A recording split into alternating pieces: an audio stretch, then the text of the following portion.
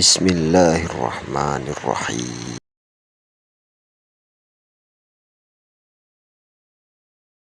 Assalamualaikum warahmatullahi wabarakatuh. Alhamdulillah, selalu kita ucapkan kalimat mulia ini kepada Zat yang Maha Mulia, Zat yang selalu mengurus dan mengawasi serta memenuhi kebutuhan hamba-hambanya. Allah satu-satunya yang telah menciptakan, mengurus, mengawasi semua yang di langit dan semua yang di bumi tanpa ada sekutu bersamanya. Dia telah menggantungkan dengan kemahamurahannya kebutuhan kita dengan kalimat sederhana tapi penuh dengan berkah. Alhamdulillah. Maka sering-seringlah mengucapkan kalimat mulia ini. Kita panjatkan salam hormat kita penuh dengan kerinduan, penghormatan kepada manusia terbaik, manusia yang telah membawa kepada kita hukum halal haramnya Sang Pencipta Allah, sehingga kita punya panduan hidup.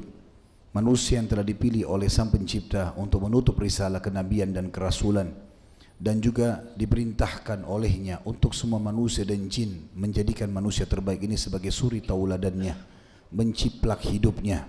Apapun yang dia kerjakan, dari perilaku keseharian sampai ibadah kepada Sang Pencipta Allah, wajib untuk diikuti. Allah bersama malaikatnya mengucapkan juga salam hormat kepada manusia terbaik ini dan dijadikan ibadah untuk orang-orang beriman. Maka sangat wajar kalau kita selalu membacakan salawat dan taslim kepada Nabi besar Muhammad sallallahu alaihi wasallam. Seperti biasa teman-teman sekalian, sebulan sekali bila Allah mudahkan dan semoga Allah berkahi, kita membahas serial sahabat. Dan pada hari ini kita membahas seorang sahabat yang mulia, Bilal bin Abi Rabah atau Bilal bin Rabah. Riwayat lain mengatakan Bilal bin Riyah. Seorang sahabat yang menjadi simbol keadilan dan kesempurnaan Islam. Tidak ada rasisme, tidak ada perbedaan antara orang yang berkulit hitam dan kulit putih, jenjang sosial, ekonomi, atau jabatan apapun. Kalau sekarang titel-titel pendidikan tidak akan berpengaruh di mata Allah, tapi yang berpengaruh adalah ketaatannya dan keimanannya. Bilal dijadikan oleh Allah Subhanahu wa ta'ala untuk menjadi simbol Islam dalam masalah ini. Walaupun ada orang-orang lain juga dari sahabat yang berkulit hitam, tetapi Bilal kita sudah ketahui namanya tersebar ke seluruh dunia. Hampir tidak ada orang yang mempelajari sejarah Nabi yang tidak mengenal kisah Bilal. Manusia yang terbaik ini yang sudah dipilih setelah para nabi-nabi di kalangan sahabat ridwanullahi alaihim adalah manusia yang juga menjadi simbol keberanian dalam membela agama Allah, simbol orang-orang yang mencintai jihad, mencintai kesabaran, juga menjadi orang yang telah dijamin surga oleh baginda Nabi SAW. Dan tidak mudah untuk mendapatkan jaminan surga, dalam arti katakan masuk ke dalam surga tanpa hisab. Dan sudah masyhur hadis di mana Nabi SAW mendengarkan suara terompas sendalnya Bilal di surga berjalan di hadapan Nabi SAW. Maka Nabi pun bertanya kepada Bilal, apa yang kau lakukan? Maka Bilal pun sambil menangis mengatakan, aku hanya mengerjakan 2 rakaat solat setiap kali selesai bersuci, atau solat sunnah wudu yang biasa sudah dikenal dalam buku-buku fikih kita. Orang inilah teman-teman sekalian yang Umar bin Khattab di zaman jahiliyah dulu sempat menjadi salah satu tuannya yang memang memerintahkannya, menyuruhnya. Lalu setelah Islam mengucapkan kalimat yang mulia yang sudah masyhur. Umar mengatakan setelah Islam untuk menunjukkan bahwasanya Islam mendahulukan keimanan dan ketakwaan dan bukan paras wajah juga poster tubuh. Abu Bakar adalah pemimpin kami atau sayyid kami yang telah memerdekakan sayyid kami, tuan kami juga Bilal. Umar memanggil Bilal yang tadinya dipanggil sebagai seorang budak di masa jahiliyah, setelah Islam dipanggil menjadi tuan. Saudaraku seiman, berbicara masalah Bilal bin Rabah atau sebagian riwayat menyebutkan Bilal bin Riyah. Ayahnya Rabah tidak tersebutkan dalam buku-buku sejarah tentang keberadaannya, tapi ibunya bernama Hamamah. seorang wanita berkulit hitam dari negeri Habasyah yang membawa anaknya dari negeri Habasyah, Bilal, untuk menuju ke Mekah. Dan pada saat itu memang mereka dalam keterbudakan, diperjualbelikan. Dan Bilal sempat tinggal di Mekah atau tinggal di Mekah dari masa kecilnya sampai berumur 30 tahun, lalu dia menganut Islam. Bilal tepatnya lahir 43 tahun sebelum hijrah. Dalam arti kata, dia berumur 30 tahun masuk ke dalam agama Islam. Julukannya di Mekah disebutkan dengan Ibnu Sauda, atau anak yang berkulit hitam. Dan ini bentuk penghinaan sebenarnya oleh masyarakat Mekah, karena mereka menganggap orang berkulit hitam adalah orang yang nomor 2 atau nomor 3 di masyarakat itu sendiri. Juga ini dikarenakan sebagian ahli sejarah mengatakan karena ibunya yang berkulit hitam, maka anaknya pun dapat julukan seperti ini. Ibn artinya anak, Sauda artinya hitam, dan ini mu'annath atau istilah bagi wanita, maksudnya ibunya, anak wanita yang berkulit hitam. Dia sempat menjadi budak di beberapa suku di Mekah, termasuk suku Abdiddar. Lalu kemudian terakhir sekali jatuh di tangan Umayyah ibn Khalaf. Bilal radhiyallahu anhu awalnya adalah seorang budak, diperjualbelikan, dan dia disukai oleh tuan-tuannya karena orangnya sangat kuat, amanah, tidak pernah mengeluh, dan juga tidak pernah menganggap remeh sesama budak di Mekah. Maka dia dicintai oleh tuan-tuannya, majikannya, sampai Bilal termasuk orang yang diperebutkan oleh orang-orang Mekah untuk dibeli. Termasuk Umayyah bin Khalaf terakhir mengambilnya. Dan Umayyah bin Khalaf adalah orang terkaya Mekah. Baru kemudian datang setelahnya Abu Jahal dan teman-temannya yang lain. Maka Bilal bekerja menjadi budak di seorang yang paling kaya di Mekah pada saat itu. Bilal juga dicintai oleh kalangan budak, karena dia tidak pernah merasa dirinya lebih daripada budak yang lain sebelum masuk Islam. Memang orangnya memiliki akhlak yang mulia, selalu berbuat baik, karena di zaman jahiliyah para budak itu saling berbangga satu sama yang lain. Merasa dirinya kalau kerja di orang kaya, maka budak-budak yang di tempat orang miskin dianggap remeh. Bahkan mereka buat sewenang-wenang, menyiksa dan seterusnya. Tapi Bilal tidak melakukan itu, maka dia dicintai di kalangan majikan dan dicintai juga di kalangan budak-budak. Kisah awal masuk Islamnya Bilal. Bilal pada saat itu melihat bagaimana kondisi Mekah, bagaimana orang-orang sangat zalim. Dia dan teman-temannya para budak bisa dipukul setiap saat, bisa disiksa, bisa ditumpahkan darahnya, tidak ada yang bisa menuntut. Budak pada saat itu halal darahnya, boleh dibunuh, boleh dipukul. Bahkan terkadang mereka disiksa oleh majikannya hanya karena salah masak saja, atau hanya karena lupa membawa air. Itu sudah cukup untuk bisa ditumpahkan darahnya. Kezaliman yang luar biasa. Bilal saksikan tiap hari. Bahkan seringkali disuruh oleh tuannya, dia disuruh siksa budak-budak yang lain kalau mereka tidak mau patuh.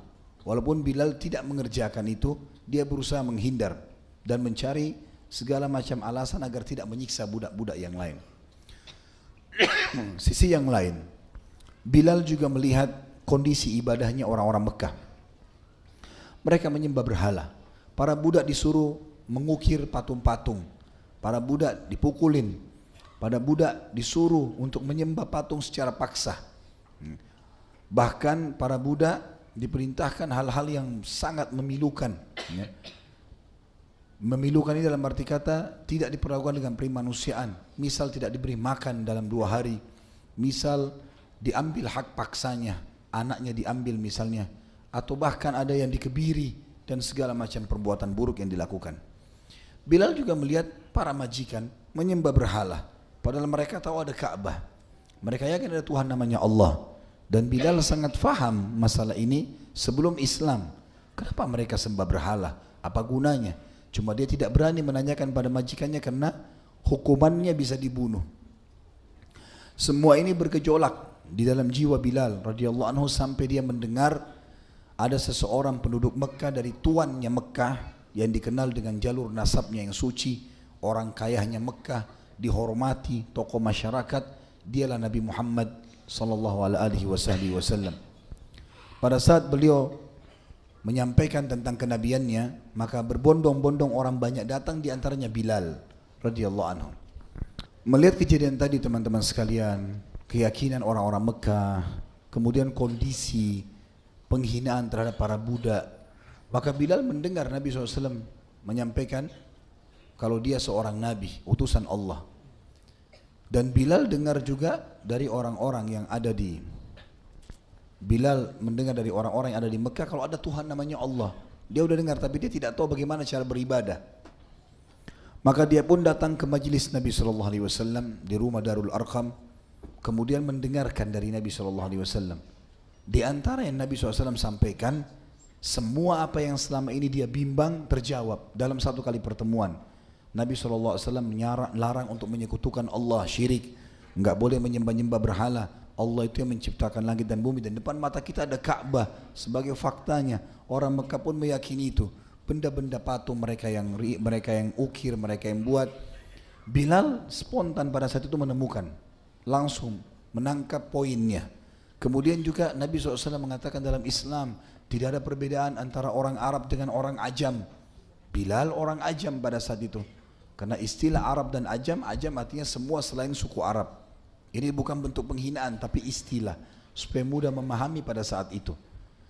Dan Nabi SAW juga menggunakan istilah ini dalam sabda beliau, la farqa baina Arabin wa Ajamin illa bittaqwa.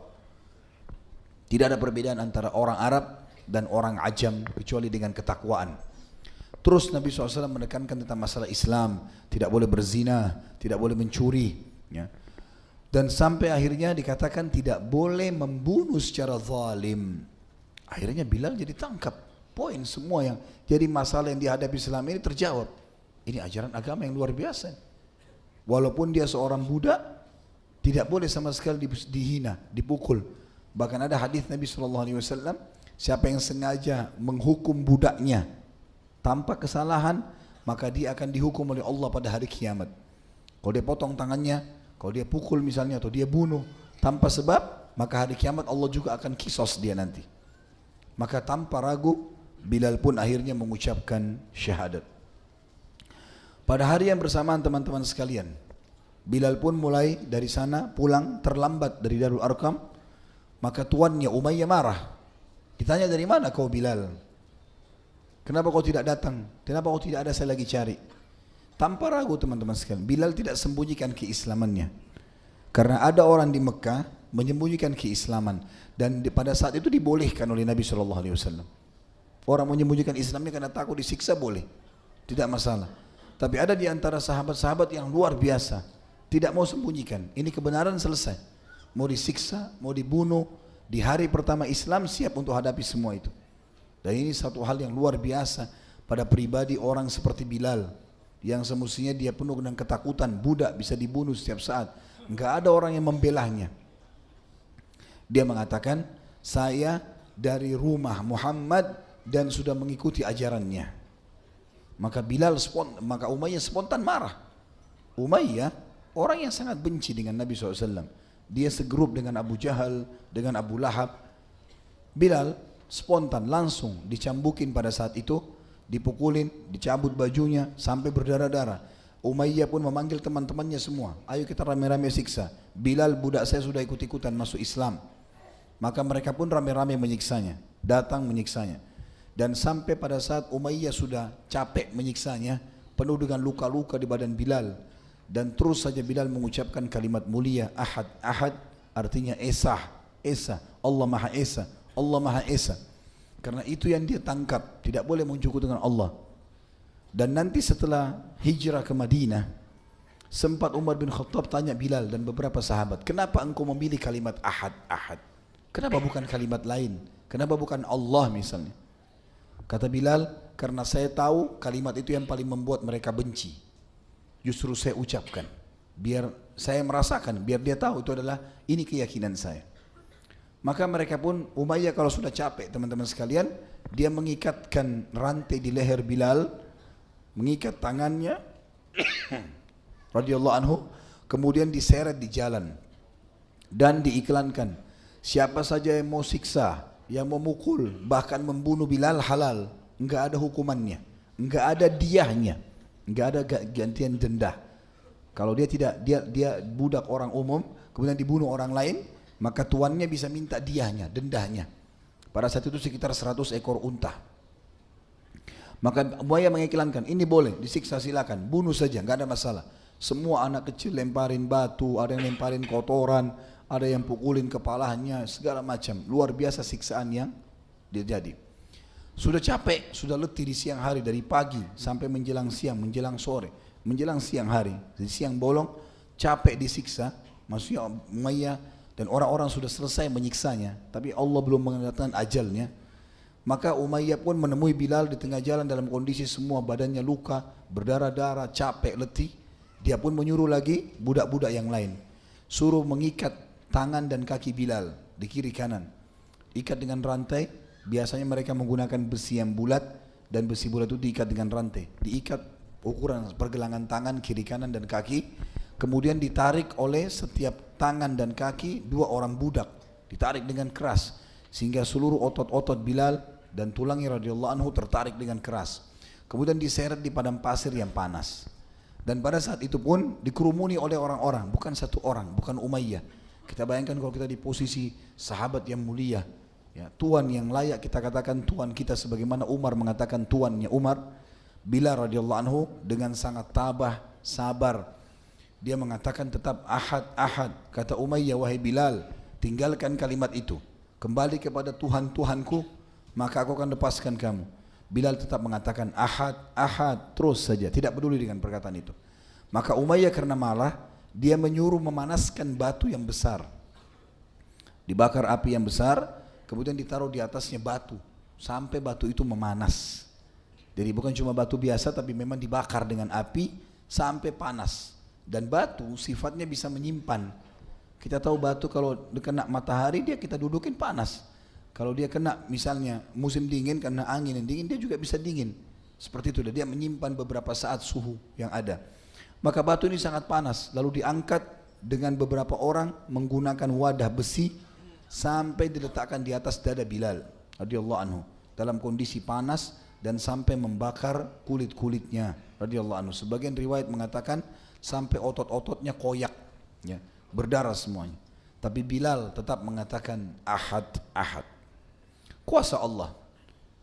Semua kesulitan ada kemudahan. Fa inna ma'al usri yusra. Di setiap kesulitan akan ada kemudahan.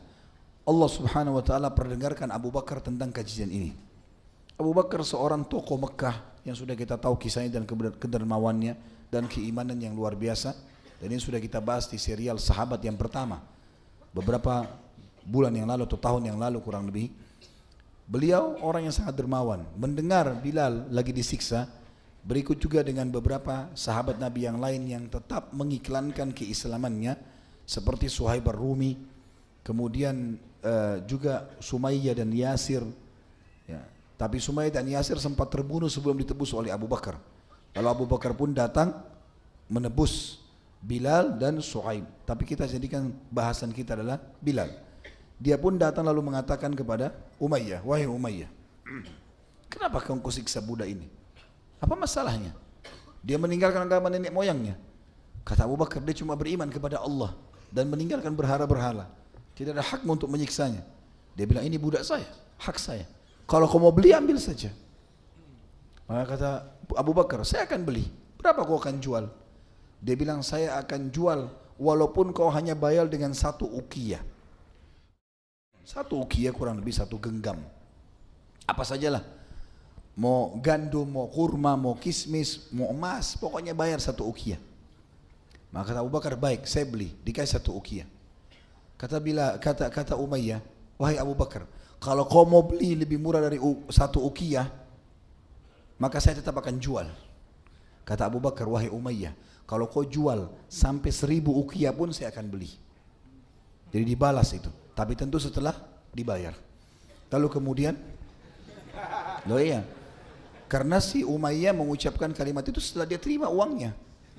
Dia curang, dia sudah mengucapkan, setelah dia bilang 1 uqiyah, Abu Bakar kasih 1 uqiyah. Setelah dia terima baru dia bilang, kalau seandainya kau mau beli lebih sedikit dari ini saya akan jual. Jadi, tapi uang sudah diterima. Abu Bakar bilang, kalau kau tawarkan saya 1000 uqiyah saya akan bayar. Tapi Abu Bakar jujur dengan itu. Artinya betul-betul dia mau bebaskan. Dan Abu Bakar radhiyallahu anhu setiap hari membebaskan banyak sahabat. Sampai ayahnya, Abi Quhafa, waktu itu orang yang buta matanya. Lalu kemudian mengatakan, waktu itu belum buta matanya, waktu mau hijrah Abu Bakar baru buta. Abu Quhafa radhiyallahu anhu, ayah Abu Bakar masuk Islam di pembebasan kota Mekah. Tapi yang jelas pada saat itu Abu Quhafa mengatakan, wahai anakku Abu Bakar, kenapa kau hanya membebaskan budak yang sudah luka-luka, tak berguna buat kamu, kan budak dipakai tenaganya. Kata Abu Bakar, saya tidak bebaskan untuk saya pakai. Saya tidak beli untuk saya pakai, tapi saya beli untuk saya bebaskan karena Allah. Maka terbebaskanlah Bilal pada saat itu. Dan Bilal dalam agama Islam dikatakan Bilal bin Rabah Maula Abu Bakar. Maksud daripada Maula adalah penisbatan pembebasan budak kepada orang yang bebaskan. Dan kalau si budak memiliki kekayaan, dia mati, maka si tuannya yang membebaskan mendapatkan warisan. Itu ada hukum sendiri pernah kita jelaskan pada saat menjelaskan Suhaib ar-Rumi radhiyallahu anhum ajma'in. Yang jelas pada saat itu bebaslah bebaslah Bilal. Kemudian Bilal pun diberikan kesempatan oleh Abu Bakar untuk belajar Islam sebebas-bebasnya, dan Abu Bakar melindunginya. Maka jadilah Bilal pada saat itu orang yang terus saja belajar dari Nabi SAW dan mendalami agama Islam. Di dalam sebuah riwayat disebutkan Atha al-Khurasani. Atha al-Khurasani salah satu ulama di Khurasan. Levelnya Sa'id bin Musayyab, levelnya Atha bin Abi Rabah, ya, levelnya Abdullah bin Mubarak, ulama besar. Atha al-Khurasani berkata pada saat, ya, dia berkata, aku duduk di samping Ibnu Musayyib, ya, maksudnya Sa'id bin Musayyib rahimahumullah, ulama-ulama tabi'in. Lalu dia mengingat Bilal, dia berkata, Bilal kokoh mempertahankan agamanya. Dia disiksa karena Allah. Lalu Nabi SAW melihatnya dan bersabda, kalau kami mempunyai harta yang cukup, niscaya kami membeli Bilal. Lalu Abu Bakar menemui Al-Abbas, paman Nabi SAW, kemudian berkata padanya, belilah Bilal untukku. Karena pada saat itu Abbas memiliki kedudukan, dan juga Abbas memegang beberapa harta Abu Bakar yang diinvestasikan. Maka Abbas pun akhirnya dalam riwayat ini membeli Bilal. Riwayat lain dikatakan Abu Bakar yang membelinya secara langsung.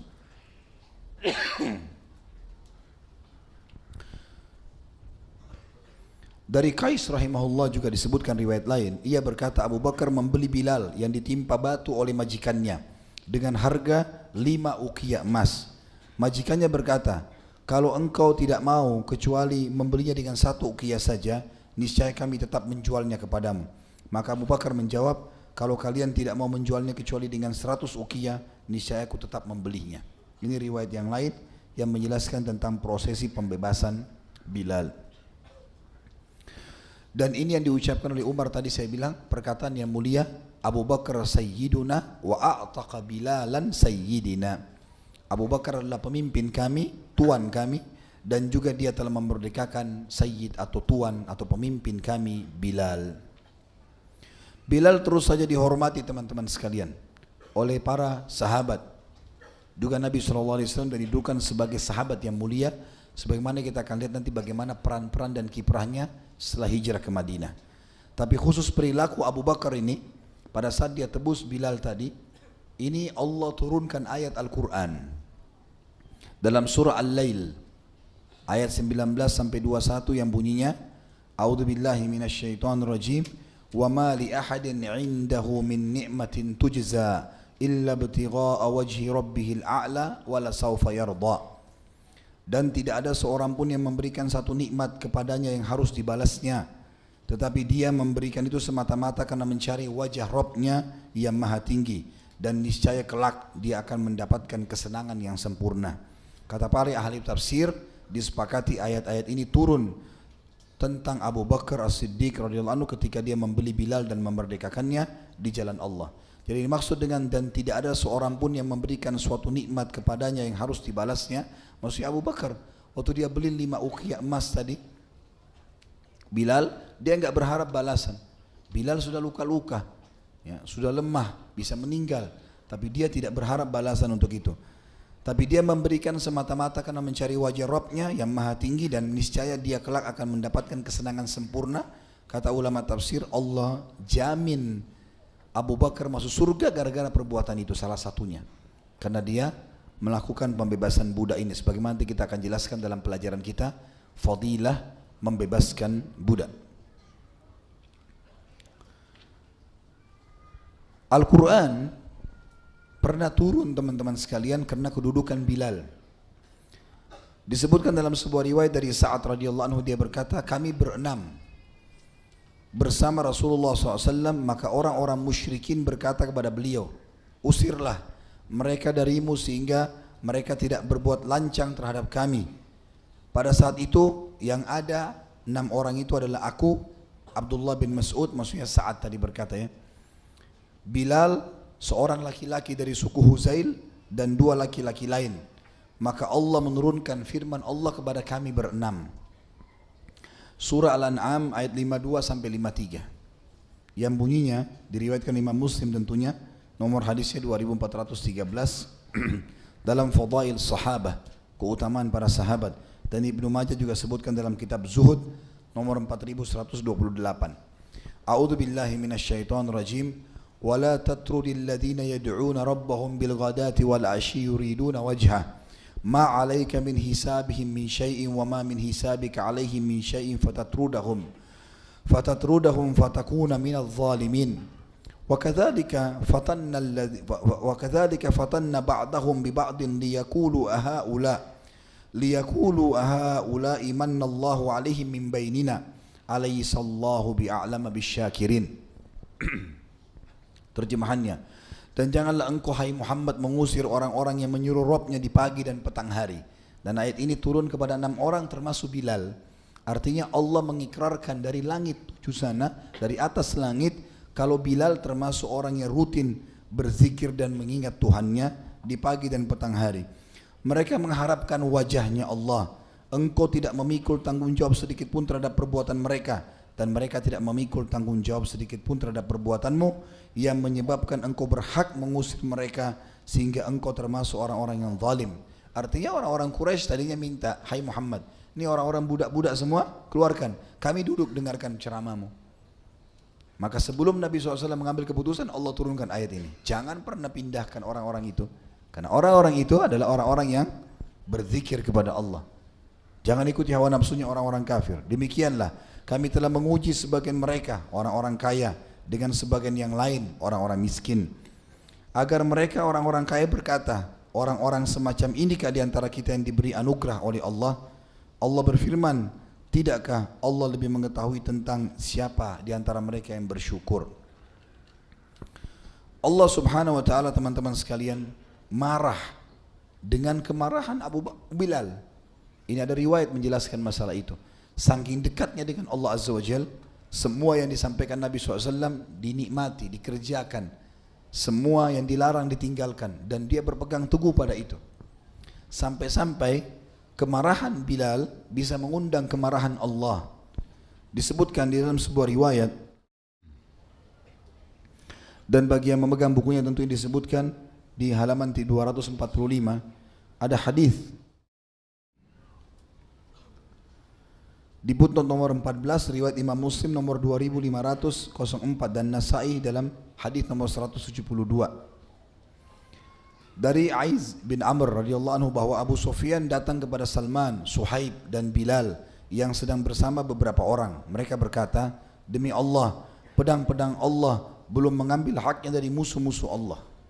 Maksudnya adalah Abu Sufyan pada saat itu ketangkap, ya, mau ketangkap dalam peperangan. Lalu Bilal, Salman, Suhaib, 3 orang ini tadinya dianggap sebagai orang yang rendahan oleh orang-orang Quraisy, termasuk Abu Sufyan. Waktu itu Abu Sufyan belum masuk Islam. Maka ketiganya berkata, demi Allah, pedang-pedang Allah belum mengambil haknya dari musuh-musuh Allah. Artinya Abu Sufyan ini semestinya juga dihukum nih. Nggak bisa enggak. Kalau ketangkap kita harus bunuh nih. Waktu itu tidak ketangkap tentunya. Maka Abu Bakar berkata kepada mereka, Abu Bakar berkata kepada Bilal, Suhaib dan Salman, apakah kalian mengatakan demikian kepada Sayyid atau pemimpin dan syekh pemuka orang-orang Quraisy? Maksudnya Abu Sufyan. Kenapa kalian bilang begitu? Kalau ketemu mau saya penggal lehernya, mau kami bunuh, gitu kan? Lalu Abu Bakar datang kepada Nabi SAW dan mengabarkan kepadanya tentang kejadian itu. Maka Nabi SAW malah menegur Abu Bakar. Apa kata Nabi SAW dalam hadis sahih ini? Ya Abu Bakar, la'allaka abghadtahum, la'in kunta abghadtahum laqad abghadta rabbak. Wahai Abu Bakar, kalau seandainya engkau telah membuat ketiga orang itu, Bilal, Salman, dan Suhaib marah, maka niscaya engkau telah membuat Tuhanmu marah. Allah marah. Jadi bukan karena kasus Abu Sufyannya, tapi ini menandakan fadilah dan kedekatan ketiga sahabat ini, termasuk Bilal salah satunya, kepada Allah Subhanahu wa taala. Maka Abu Bakar pun segera kembali kepada tiga orang sahabat dan berkata, wahai saudara-saudaraku, apakah aku telah membuat kalian marah? Mereka menjawab, tidak. Semoga Allah mengampunimu wahai saudara kami. Ini tentu jawaban. Lalu Abu Bakar pun berterima kasih dan memeluk mereka. Karena memang ini jelas penyampaian Nabi SAW, Allah akan murka dengan kemurkahannya. Teman-teman sekalian, apa yang kira-kira diharapkan bagi seorang mukmin mengalahkan surga? Kalau di antara kita yang hadir di sini teman-teman sudah tahu tentang surga dan tahu tentang neraka, minimal bacalah. Kalau di YouTube ada ceramah saya membedah buku lengkap, judulnya Rasulullah SAW cerita tentang surga dan neraka. Coba ikutin. Kalau tidak salah neraka, surga kita bahas sekitar 32 pasal, neraka pun begitu, panjang lebar, tentang tanahnya, istananya, segala macam. Satu hal yang sulit untuk dibayangkan. Memang betul-betul seperti yang Allah sampaikan, ma la ainun ra'at wala udhunun sami'at wala khatar ala qalbi bashar. Sebagaimana Nabi SAW mengatakan penyampaian dari Tuhannya Allah, surga itu semuanya akan dilihat, tidak pernah mata lihat. Semua yang didengar tidak pernah telinga dengar, dan semua yang ada di dalamnya sedikit pun, sekecil apapun. Sampai ulama hadis mengatakan sebutir pasirnya pun tidak akan pernah terlintas di hati manusia. Sesuatu yang luar biasa. Tidak ada capek, enggak ada letih, enggak ada gangguan orang. Untuk masuk ke sana butuh upaya yang berat. Ya, memaksakan diri tanda kutip dalam ibadah. Selalu berpegang teguh pada hal yang dibolehkan, selalu mengingkar mungkar, selalu meninggalkan hal-hal yang dilarang. Butuh juhud, butuh upaya. Dan semua orang mukmin merindukan surga. Tapi beda dengan Bilal, teman-teman sekalian radhiyallahu anhu. Surga yang rindu padanya. Dan ini disampaikan oleh Nabi sallallahu alaihi wasallam. Disebutkan di dalam sebuah riwayat, di dalam sebuah hadis yang diriwayatkan oleh At-Tabarani dalam kitab Al-Kabir dari Ibnu Mas'udin radhiyallahu anhu, dan juga Al-Bazzar meriwayatkan dari Bilal dan Abu Hurairah radhiyallahu anhum, dan disahihkan oleh Syekh Al-Albani dalam Sahihul Jami'. Disebutkan bahwasanya suatu hari Nabi SAW masuk ke rumah Bilal, berkunjung, dan di sisinya ada sekantong kurma. Di sisi Bilal, Nabi SAW bertanya, apa ini wahai Bilal? Maka Bilal menjawab, wahai Rasulullah, aku menyimpannya untuk anda dan untuk tamu-tamu anda. Katanya mau datang ke rumah saya, jadi saya simpankan. Maka beliau bersabda, apakah engkau tidak takut ia menjadi uap api neraka, hai Bilal? Infakkan saja, enggak usah tunggu saya. Kalau sudah niat sedekah keluarin, enggak usah tunggu saya. Wahai Bilal, infakkan, dan jangan pernah takut miskin dari pemilik arsh, dari pemilik arsh. Hadis ini dari riwayat Tabarani, dan ini yang dimaksud dengan hadis ini dihubungkan dengan hadis yang lain, sebagaimana diriwayatkan oleh Tirmidzi dan nomor 3798, kitab Al-Manaqib, dan Hakim menyebutkan nomor 137, dan disahihkan dan disepakati oleh Az-Zahabi. Mendengar perintah Nabi SAW tadi, Bilal enggak pakai tunggu, berdiri disedekahkan ke orang lain. Lalu apa kata Nabi SAW setelah itu? Beliau lalu menyampaikan berita gembira kepada Bilal sambil berkata, Ishtaqatil jannatu ila thalatha, Aliyin wa Ammarin wa Bilal. Sungguh surga itu merindukan 3 orang. Kita semua merindukan surga, ini surga yang rindu bertemu dengannya. Ini bukan cuma sekedar jaminan masuk surga teman-teman sekalian. Artinya sampai surga sudah memohon kepada Allah agar meminta 3 orang ini segera dimasukkan. Ini adalah Ali bin Abi Thalib, Ammar ibn Yasir, dan Bilal bin Rabah. Dan Bilal salah satunya. Bisa dibayangkan bagaimana kalau surga sampai merindukannya. Kata penulis di sini, saya coba bacakan tulisannya cukup bagus. Bagaimana kedua kaki Bilal radhiyallahu anhu bisa menopang tubuhnya setelah meraih berita gembira tersebut untuk berjalan di muka bumi di antara manusia. Belum lama dari ini, Bilal hanyalah seorang hamba sahaya Habasyah. Tapi saat ini dia sudah menjadi orang terkenal di muka bumi, bahkan di langit, sampai-sampai surga pun merindukannya. Semua itu hanya karena keimanan dan ketakwaan kepada Allah. Banyak orang dari kalangan elit, para pemilik kedudukan, kekuasaan dan kekayaan tidak mendapatkan 1/10 dari kemuliaan abadi yang telah diraih oleh Bilal, seorang hamba sahaya Habasyah. Bahkan banyak pahlawan sejarah yang tidak meraih sebagian dari ketenaran sejarah yang telah diraih oleh Bilal. Kulitnya yang legam, nasab dan kedudukannya yang dianggap rendah, dan remehnya dia di mata manusia, layaknya seorang hamba sahaya tidak menghalanginya ketika dia masuk Islam sebagai agamanya untuk meraih kedudukan tinggi yang dengan kejujuran, keyakinan, kesucian dan keluruhannya membuatnya layak mendapatkannya. Nabi SAW juga menguatkan tentang janji surga ini dengan menyampaikan kepada Bilal langsung kalau mendengarkan trompa sendalnya di surga. Kita dengarkan riwayat yang menyebutkan masalah itu, dan hadis ini diriwayatkan oleh Ahmad nomor 360, Tirmidzi nomor 3689, dan Hakim menyebutkan nomor 285, serta Hakim mengatakan sahih sesuai syarat Bukhari Muslim, dan keduanya Bukhari Muslim tidak meriwayatkan, tapi disepakati oleh Az-Zahabi dengan kesahihannya. Di sini dikatakan dari Buraidah radhiyallahu anhu, ia berkata, Nabi SAW memanggil Bilal di depan para sahabat. Beliau pun bersabda kepadanya, "Ya Bilalu, bima sabaktani ilal jannah." Wahai Bilal, apa yang engkau lakukan sampai kau bisa dahului aku di surga? Bukan cuma masuk surga, dahului langkah kakinya Nabi di surga. Ini lafaz hadis begitu. Wahai Bilal, apa yang kau lakukan sampai engkau mendahuluiku di surga? Inni dakhaltul jannatal barihah fasami'tu khashkhashtaka amami. Waktu saya semalam dimasukkan ke dalam surga, saya mendengar suara terompah sendalmu di depanku. Fa'ataitu ala qasrin min zahabin murabba'in. Lalu kemudian saya dibawa setelah itu ke sebuah istana yang sangat mewah, dan istana itu berbentuk persegi. Faqultu liman hadzal qasr. Lalu aku berkata kepada para malaikat, pemiliknya siapa istana ini? Qalu, mereka berkata, lirajulin min ummati Muhammad. Maka dijawab, ini adalah pemiliknya salah seorang dari umat Muhammad sallallahu alaihi wasallam. Qultu fa ana Muhammad. Maka saya pun mengatakan, saya Muhammad. Liman hadzal qasr? Siapa kira-kira akan dapatkan dari umatku? Qalu lirajulin minal Arab. Ini adalah pemiliknya salah seorang dari turunan Arab. Qultu ana Arabiyun. Maka Nabi SAW mengatakan, saya juga turunan Arab. Liman hadzal qasr? Untuk siapa kira-kira istana ini? Qalu lirajulin min Quraisy. Para malaikat mengatakan, seorang laki-laki dari Quraisy. Qultu fa ana Quraisyun. Saya juga dari suku Quraisy. Liman hadzal qasr? Untuk siapa istana yang mewah ini? Karena mewah sekali.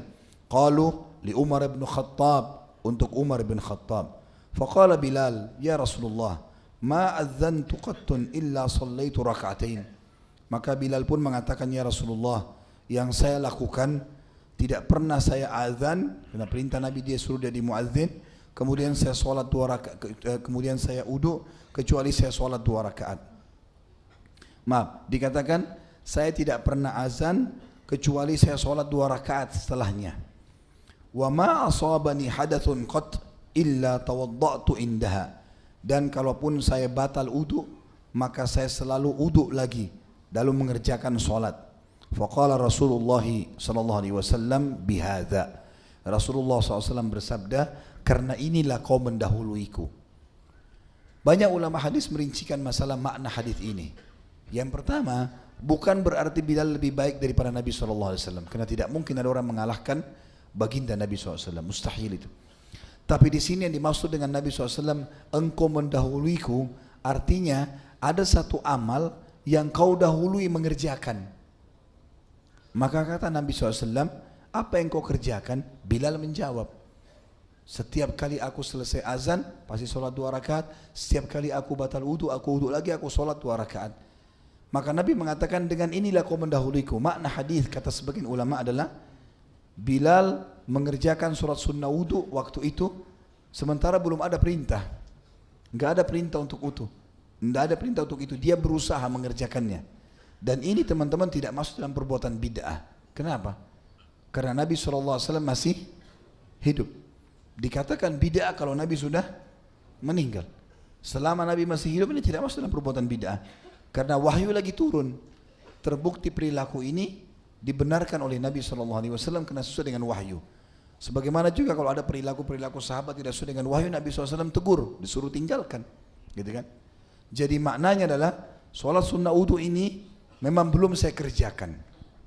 Kurang lebih begitu salah satu maknanya.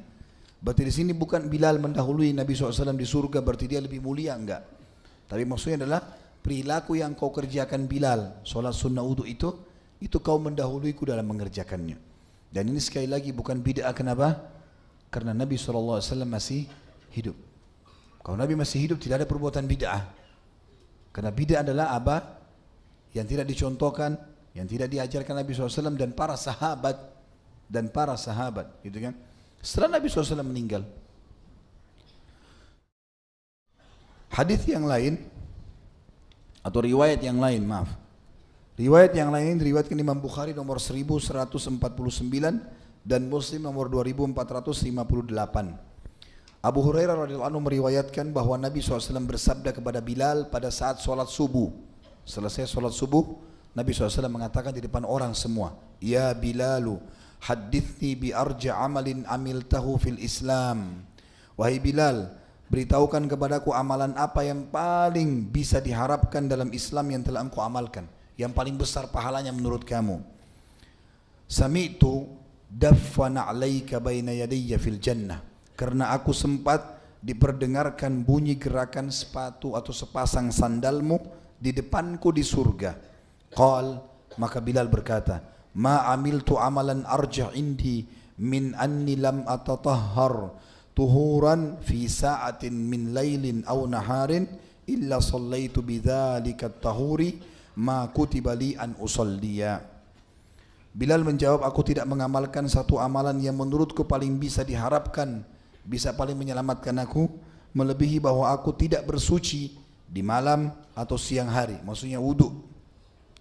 Kecuali dengan bersuci tersebut aku mengerjakan solat yang telah ditentukan bagiku untuk melakukan solat tersebut.